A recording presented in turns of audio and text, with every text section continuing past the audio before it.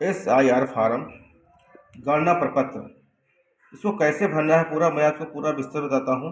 1 2 3 ये 3 ब्लॉक कैसे पूरे भरने हैं मैं आपको पूरा बताता हूँ।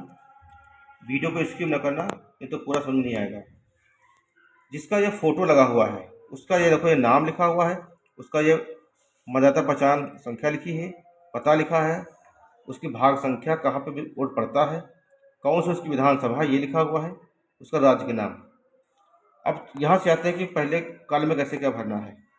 जैसे यहाँ पे लिखा है जन्म तिथि, तो इसको ये जन्म तिथि जो वाला कॉलम है इसको आपको यहाँ भरना है इस खाने में। और ये फिर है आधार संख्या, आधार संख्या आपको इस यहाँ भरनी है इसकी, जिसकी फ़ोटो लगी है। मोबाइल नंबर आपको इसमें भरना है ये।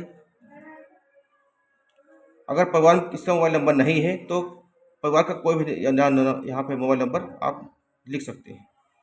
फिर इसके ये पिता का नाम, पिता का नाम या अभिभावक का नाम जो भी हो यहाँ पे भरेंगे।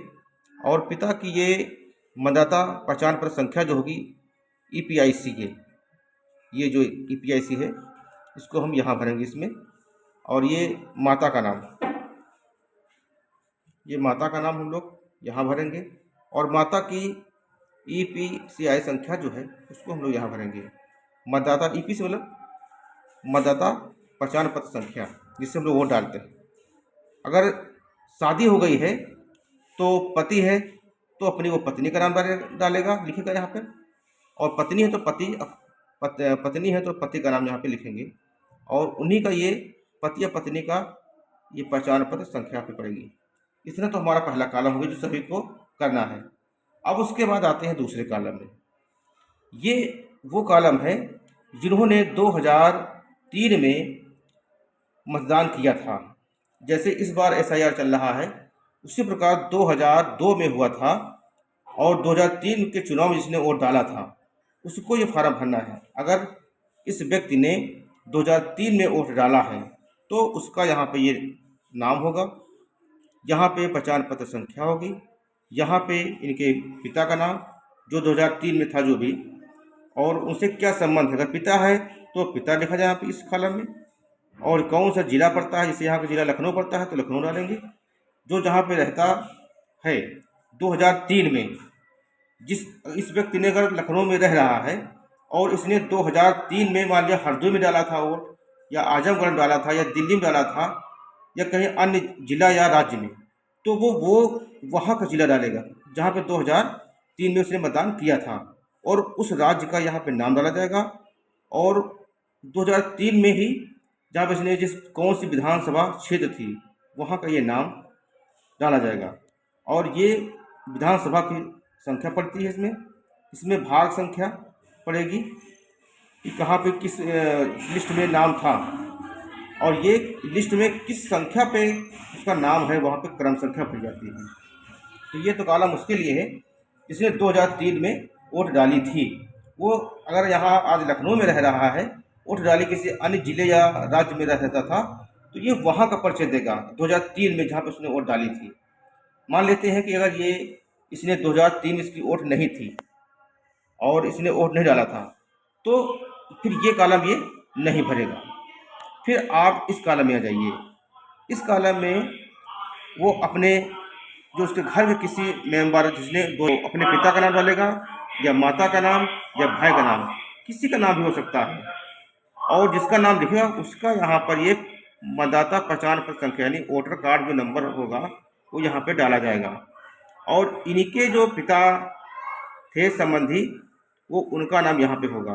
जो इनके पिता हैं जो यहाँ पे नाम पड़ेगा, इनके पिता का नाम यहाँ पे होगा। और इनका जो है इस व्यक्ति से क्या संबंध था, जिससे जो हम यहाँ नाम लिखेंगे, इनके मान चलो हम पिता थे या माता थे तो उनका यहाँ पे हम यहाँ पे नाम डालेंगे। और ये जिला जो है किस जिले में इन्होंने रहते थे 2003 में, तो वो यहाँ जिला पड़ेगा।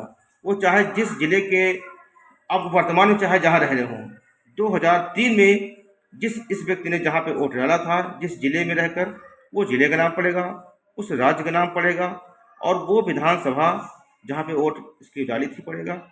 ये विधानसभा की संख्या होगी, ये वही भाग संख्या और एक क्रम संख्या। तो इस तरीके से आप समझ गए होंगे कि तीनों कॉलम हमें कैसे भरने हैं।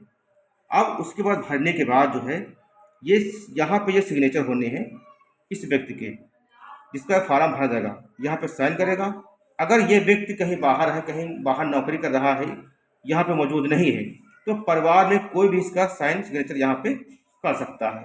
उसके बाद हम लोग अब आपको छोटी बातें बताते हैं कि एक फ़ोटो यहाँ पे लगा हुआ है, एक फ़ोटो अपना ये नया खिंचवा कर यहाँ पे लगाएगा। इसका बैकग्राउंड सफ़ेद होना चाहिए। और उसके बाद ये बेलों को, अब बेलों को अगर इसको संपर्क नहीं तो उसका देखो देखिए बेलों का नाम लिखा होता है यहाँ पे, ये बेलों का नाम लिखा होता है, तो इसे संपर्क कर सकता है। अगर इसको फॉर्म नहीं मिला है, किसी को नहीं मिला है और किसी दूसरे को मिला है तो वो अपना संपर्क कर सकता है बेलों से। ये नंबर बेलों का दिया होता है। फिर ये बेलों के पास जाएगा और फ़ोन करेगा या उसे अगर संपर्क कर लेगा और बेलों को देखा जाए, बेलों के यहाँ पे साइन होते हैं। इसी प्रकार ये दूसरा फार्म भर लेगा। दो फार्म होते हैं, जैसे ये भरेगा वैसे फार्म ये भी भरेगा।